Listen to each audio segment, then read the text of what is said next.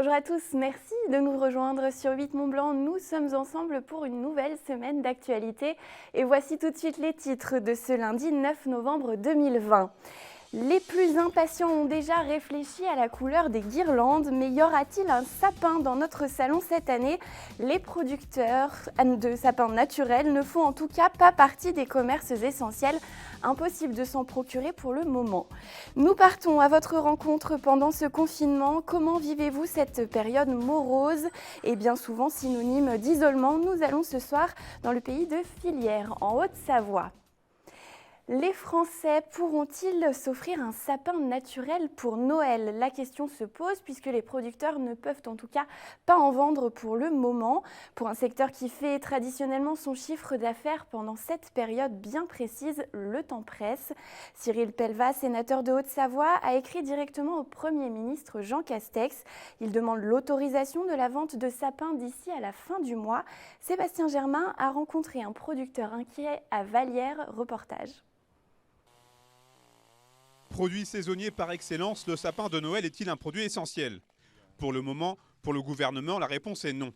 Et chez les producteurs, à moins de 3 semaines du début habituel des expéditions, l'inquiétude règne. C'est notamment le cas de Jean-Baptiste Mondou, propriétaire de 30 hectares et producteur à Vallières depuis maintenant plus de 20 ans. Le discours de Jean Castex de la semaine dernière dans les produits essentiels et non essentiels nous a terrifiés, donc on est vraiment très inquiets, même si à l'heure où je parle, je pense qu'on va pouvoir faire cette saison de sapin. C'est jamais arrivé qu'à 15 jours du début des expéditions, on soit dans cet état d'incertitude. Pour bien comprendre ce qu'impliquerait une interdiction de vente des sapins, les chiffres sont assez explicites. Chaque année, Jean-Baptiste Mondou vend plus de 50 000 sapins en 3 semaines, soit l'intégralité de son chiffre d'affaires. Il attend désormais une clarification au sujet de la vente de ces sapins. Nous, on embauche effectivement plus de 100 personnes au moment des sapins de Noël.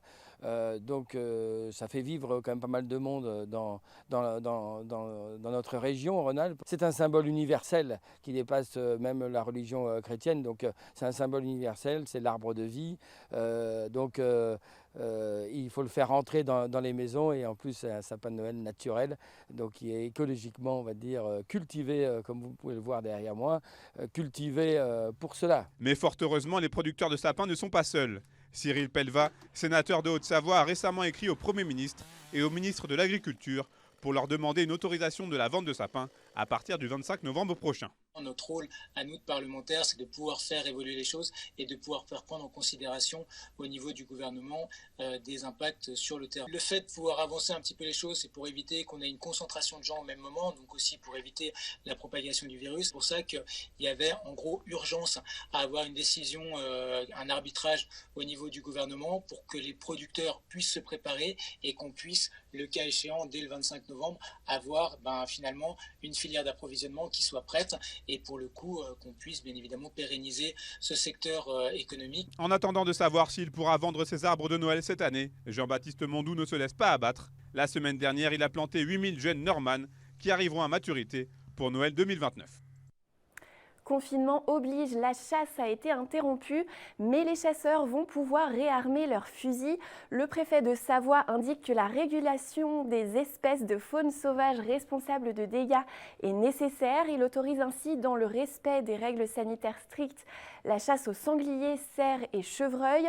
En Haute-Savoie, la chasse pourrait être autorisée les jeudis et dimanches sur les sangliers et les cerfs uniquement. Nous y reviendrons dans nos prochaines éditions.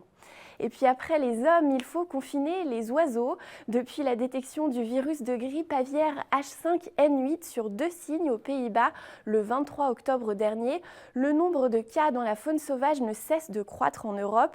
Ce constat a poussé le ministre de l'Agriculture français, Julien Denormandie, à prendre une série de mesures préventives.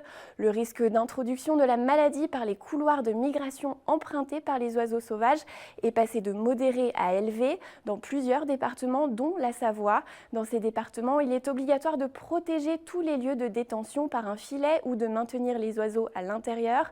Ils ne peuvent pas participer aux concours ou autres foires. Ce virus H5N8 ne présente aucun risque pour l'homme. Du confinement des animaux au confinement de l'homme, il n'y a donc qu'un pas. Ce soir, direction Fillière, commune nouvelle créée autour de Thoranglières.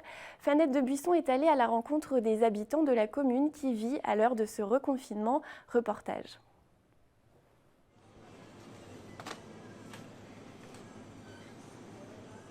peu 1 litre de lait, alors je vais le voir. Le caddie d'Éric Mathieu se remplit vite, les instructions sont précises et il en a l'habitude. Chaque semaine, le gérant prépare une dizaine de livraisons pour les personnes âgées isolées du village. Une trentaine lors du premier confinement. Effectivement, avec le Covid, on en fait un petit peu plus, oui. Parce qu'il y a des personnes âgées qui sortent pas, qui ont peur, hein. C'est normal d'ailleurs. Rien ne sert de remplir les frigos. Parce qu'il y en a encore, je suis sûr qu'ils les ont pas vidés depuis le mois de mars. Mais enfin, non, là, les gens, on est en campagne, hein, ils sont bien disciplinés. Il y a quand même un petit pic de fréquentation. Quelques rayons plus loin, nous rencontrons Jacqueline, 85 ans. Elle a quitté sa maison dans le brouillard un peu plus haut pour venir faire ses courses. J'ai déjà assez mal supporté la première période. Et ben, la deuxième période, je l'ai vu arriver avec angoisse. Et puis en plus, c'est la mauvaise saison maintenant. J'ai une amie qui m'a téléphoné, puis elle me dit « Oh, tu sais, Jacqueline, à notre âge, je crois qu'il faut qu'on se fasse une idée, on va devoir finir nos jours avec cette maladie, quoi. Non pas de l'attraper, je ne sais pas ce que je veux dire, mais on aura cette épée de Damoclès au-dessus de la tête. Hein. Et ben, c'est comme ça, qu'est-ce que vous voulez? Personne n'y peut rien. » À Filière, quelques commerces dits essentiels ouverts, quelques autres fermés. Restaurants, coiffeurs attendent l'heure de la réouverture. Filière, commune nouvelle de 9500 habitants, est loin d'être épargnée par le virus. Tout le monde a dans son entourage proche des gens qui sont concernés, qui sont touchés, parce que c'est vrai que nous, dans notre commune, il y a beaucoup de cas positifs.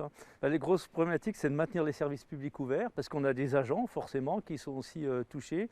C'est les écoles. La préoccupation numéro 1, c'est de continuer à accueillir les enfants dans les écoles, d'assurer les services scolaires, périscolaires, la cantine, la garderie. La commune compte plus d'une centaine d'agents pour faire vivre le service public dans cette période morose. Au 30 octobre, à Filière, le taux d'incidence, le nombre de personnes positives à la Covid pour 100 000 habitants était compris entre 500 et 1000. C'est plus que la moyenne nationale, mais on garde le sourire. Même si je vais à Lourdes, sauter dans la piscine, ça n'y fera rien. Alors, j'essaye de dire des bêtises, j'essaie de taquiner, mais c'est tout. Et garder le sourire, c'est le principal, bien sûr. On a appris ce lundi la fermeture de l'école Pasteur à Chambéry. Un enseignant a été testé positif à la Covid-19. Par conséquent, ses collègues ont été déclarés cas contact. L'établissement est donc fermé pour la semaine, sauf pour les enfants de personnel soignant. Le 87e congrès des maires de Haute-Savoie a pris une forme inédite cette année. D'habitude, le rendez-vous rassemble près de 1000 élus à Roche-Expo. Samedi, ils étaient seulement une cinquantaine dans une salle du conseil départemental à Annecy. Mais 300 édiles ont pu suivre cette séance à distance. Au cœur des discussions, bien sûr, le virus et ce reconfinement. Nicolas Rubin, président de l'Association des maires de Haute-Savoie, a rappelé l'importance de la collaboration entre les élus locaux et les services de l'État pour faire face à cette épidémie et préparer au mieux la saison d'hiver. On l'écoute au micro de Pierre Boucaud.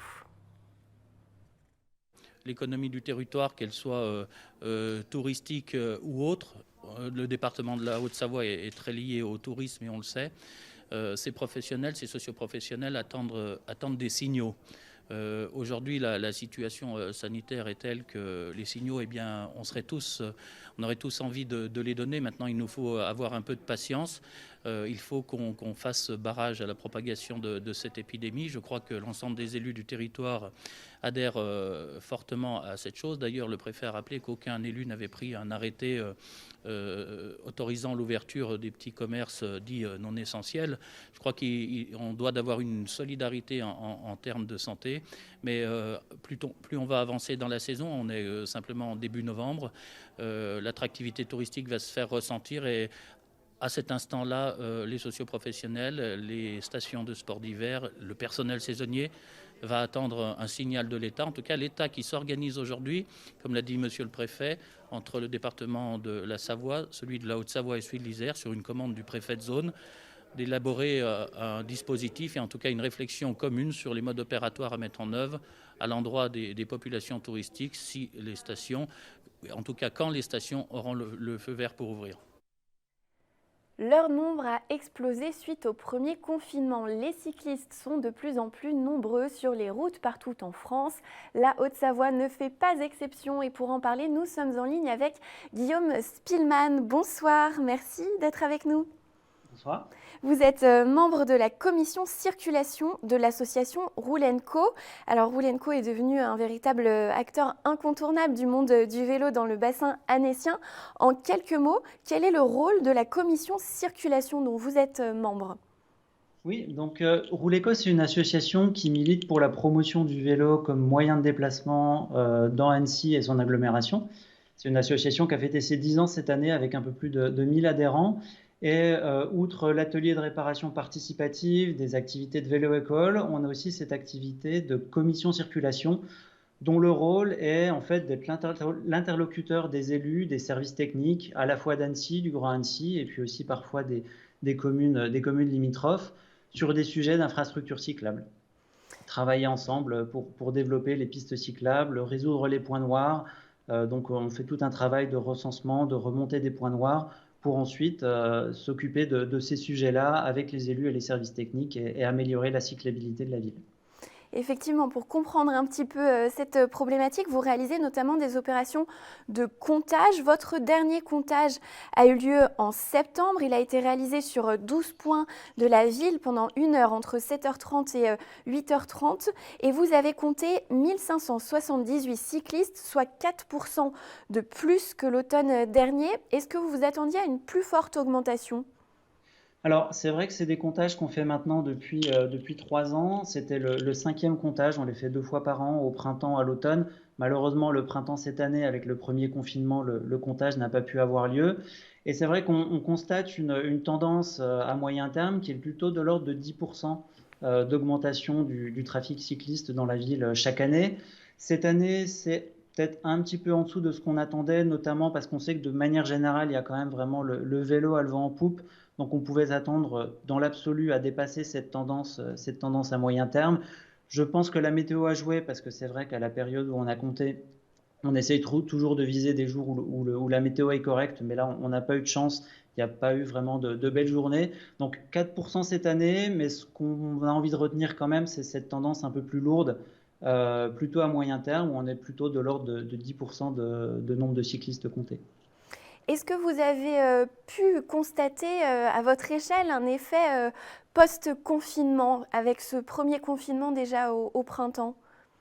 Alors, comme on n'a pas pu faire le comptage au printemps, c'est vrai que le lien direct avec le confinement, pour nous, n'a pas été évident à faire. Par contre, il y a des données qui existent parce qu'au-delà des comptages que Roule & Co peut faire 2 fois dans l'année, il y a ce qu'on appelle des boucles de comptage, c'est des points de comptage automatiques sur certaines pistes cyclables qui, eux, tournent tous les jours, toute l'année. Et eux, ils ont permis de voir qu'il y avait un vrai pic de trafic cycliste dans les semaines qui ont suivi le confinement au printemps. Et puis là, de manière plus générale, hors confinement, entre 2019 et 2020, on est à plus 12% de trafic cycliste sur ces points de comptage automatiques dans la ville. Est-ce que ça va assez vite ? Le plan de déplacement urbain de l'agglomération d'Annecy table, lui, sur une multiplication par 5 de la part du vélo dans nos déplacements d'ici 2030. On va y arriver à cette multiplication par 5 ou pas ? Alors, l'objectif du PDU, effectivement, il est ambitieux, hein, c'est une bonne chose. C'est de passer de 2% des déplacements qui sont faits à vélo à 10% à l'échelle du Grand Annecy d'ici à 2030. Donc, c'est un objectif qui est louable. Après, si on fait des simples calculs mathématiques, on se rend compte que pour multiplier par 5 d'ici à 2030, c'est un taux de croissance annuel de 18% qu'il faudrait atteindre. Donc, la croissance qu'on a aujourd'hui, elle est positive, c'est une bonne chose de l'avoir, mais si on veut atteindre cet objectif du PDU, il y a aussi un vrai besoin d'accélérer encore plus. Et cette accélération, elle va se faire en accompagnant les cyclistes et les non-cyclistes surtout évidemment, pour que les gens qui souhaiteraient pouvoir se déplacer à vélo, mais qui aujourd'hui ont des freins en termes par exemple de sécurité, se sentent pas en sécurité pour se déplacer à vélo, ou alors manque de stationnement sécurisé dans les logements, dans leur entreprise. Donc il y a un besoin maintenant de lever ces freins et d'accompagner les habitants de l'agglomération pour que tous ceux qui aimeraient sauter le pas, qui sont pas loin, mais qui l'ont pas encore fait, et franchissent ce pas-là et se mettent à se déplacer à vélo pour aller au travail, pour aller faire leurs courses, pour emmener les enfants à l'école. Le point positif, il faut en trouver de ce confinement, de cette crise sanitaire finalement, c'est qu'il y a eu des coups de pouce quand même, des signaux qui encouragent, qui essayent d'encourager les habitants, le public à se déplacer de plus en plus en vélo. Exactement. Donc, il y a. Alors, déjà, petit aparté, c'est vrai que pendant le confinement, un des inconvénients du confinement, c'est une plus grande sédentarité. On bouge moins, on sort moins, ça peut avoir un impact sur la santé publique. Donc, pourquoi pas, dès qu'on a un déplacement à faire, dans le cadre des déplacements autorisés, pour aller à la pharmacie, aller faire ses courses, etc., pourquoi pas en profiter pour casser cette sédentarité du confinement et le faire à vélo. C'était un petit aparté que je voulais faire. L'occasion se présente et est plutôt belle. Après, c'est vrai que suite au premier confinement, il y a eu un fonds qui a été abondé par le gouvernement qui s'appelle le coup de pouce vélo pour permettre à ceux qui le souhaitent de réparer, de remettre en état un vélo et de pouvoir à nouveau se déplacer à vélo. Donc ce fonds, aujourd'hui, il a bénéficié de 80 millions d'euros, donc ce n'est pas négligeable. Et chaque personne qui le souhaite peut bénéficier de 50 euros pour réparer un vélo, donc pour les pièces, pour la main-d'œuvre, etc. Donc côté Roule Éco, je parlais tout à l'heure d'une des activités qui est l'atelier de réparation participatif. Côté Roule Éco, on peut utiliser ce coup de pouce vélo pour venir réparer son vélo chez Roule Éco. Et depuis le premier confinement, chez Roule Éco, on a réparé 1420 vélos par le biais de ce coup de pouce vélo. Le coup de pouce vélo continue jusqu'à nouvel ordre jusqu'au 31 décembre. Donc il y a encore du temps pour ceux qui le souhaitent, qui ont un vélo qui traîne au garage, à la cave depuis quelques temps et qui n'est plus tout à fait en état de rouler, de bénéficier de ces 50 euros pour le remettre en état. Juste très rapidement, on n'a plus beaucoup de temps, mais on peut vous retrouver quand même pendant ce confinement ? Oui, donc l'atelier reste ouvert, c'est à Crangevrier, donc c'est sur rendez-vous et limité à 3 personnes en même temps pour pouvoir assurer la distanciation. Mais les personnes qui voudraient adhérer, venir acheter un vélo d'occasion ou amener le leur pour le réparer et bénéficier du coup de pouce vélo peuvent le faire en venant à l'atelier à Crangevrier. Merci beaucoup Guillaume Spillmann de Roule Éco, merci d'avoir été avec nous. C'est un des derniers quartiers vétustes du centre-ville. À Évian, l'île aux Saillets est en pleine métamorphose. Des travaux de restructuration ont débuté en octobre. Jean-Paul Crespi est allé visiter le chantier, reportage. Le dernier îlot vétuste du centre-ville est en passe d'être supprimé. La requalification de l'île aux Saillets a débuté pour accueillir à terme 51 appartements dont 13 logements sociaux répartis dans 3 bâtiments ainsi que des locaux commerciaux. Cette requalification nécessaire au cœur des rues piétonnes doit dans un premier temps permettre de supprimer une ancienne école et ses gymnases, ainsi qu'une maison abandonnée depuis de très nombreuses années. À l'intérieur de l'ancienne école, les travaux de désamiantage se terminent. Cette réhabilitation fait partie, je dirais, des dernières grandes transformations que Marc Francina avait pensées. Donc dans ce cadre, il y a eu plusieurs réhabilitations dans Évian, à savoir la Médecin, en Boue, la place Charles de Gaulle, le Sainte-Catherine. Et l'île aux Saillets fait partie de cette dernière tranche de réhabilitation des quartiers un peu vétustes d'Évian. Si le chantier demeure discret pour l'instant, les travaux qui suivront seront conséquents et devraient se dérouler en 3 phases. Des travaux planifiés et maîtrisés pour limiter les nuisances, en veillant ainsi à ne pas modifier la vie des riverains et des commerçants des rues piétonnes. C'est un chantier qui est complexe, de par sa nature, effectivement une déconstruction en hypercentre, des travaux de terrassement assez importants pour pouvoir produire les parkings pour les voitures, les logements, etc. Et toute la desserte du quartier qui va être revue. Aujourd'hui, c'est plusieurs milliers de camions qui vont devoir entrer et sortir pendant la durée de chantier. Et il faut qu'on arrive à limiter la gêne pour les uns et pour les autres dans un cœur historique. On est à 2 pas de la source Cachat. Et l'idée, c'est qu'on n'ait pas des camions qui passent dans le cœur historique. Le terrain de plus de 2000 m² accueillera également côté rue piétonne un jardin au cœur de l'îlot et une liaison spécifique pour les personnes à mobilité réduite, leur permettant de relier le bas de la place aux rues situées sur l'arrière des bâtiments. Fin prévue du chantier, 3e trimestre 2023. Un mot de sport et une bonne nouvelle. La Fédération française de ski a décidé, en accord avec les communes et les préfectures, de maintenir les épreuves de Coupe du monde de ski et de snowboard à venir. Celles qui sont prévues en décembre se dérouleront à huis clos, et ce, même si le confinement est levé d'ici là. Et on se quitte justement avec des images de ski et de beaux paysages, des instants d'évasion captés depuis les pistes de Glacier 3000 entre Gstaad et les Diablerets dans le canton de Vaud. Nos voisins suisses peuvent en effet profiter du ski sur glacier. De belles images à savourer en attendant de pouvoir goûter nous-mêmes à nouveau aux joies de la glisse.